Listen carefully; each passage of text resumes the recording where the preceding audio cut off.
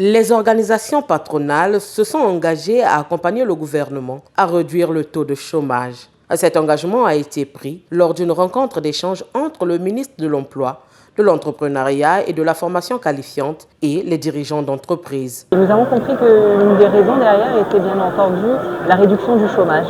Donc nous sommes prêts à accompagner le ministre dans cette lancée, en sachant bien sûr que ce qui va avant tout réduire le chômage, ça va être la création d'emplois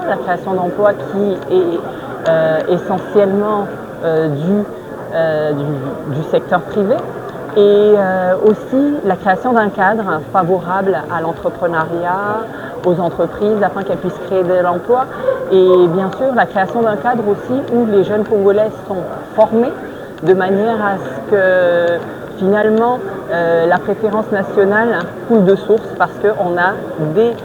jeunes, on a des Congolais formés qui peuvent donner satisfaction aux différentes spécificités que peuvent demander les entreprises. Face à ces entrepreneurs, le ministre Rodrigue Malanda Samba a lancé un avertissement clair. Il a vivement interpellé les centres de formation non homologués, leur demandant de cesser immédiatement leur activité. Cette démarche vise à garantir la qualité de la formation et à s'assurer que les compétences acquises correspondent aux besoins réels du marché de l'emploi, contribuant ainsi efficacement à l'insertion professionnelle des jeunes. À partir d'aujourd'hui,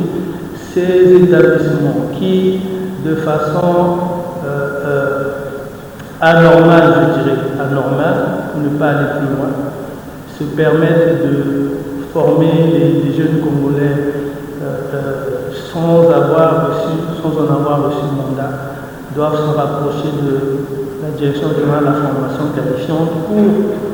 se mettre en règle. Cette rencontre avec les organisations patronales faisant suite à la première signature de la première circulaire ministérielle, ceci établit la priorité nationale pour l'accès des Congolais à certains métiers, rappelant que les postes nécessitant les compétences locales disponibles doivent être pourvus en priorité par des travailleurs nationaux.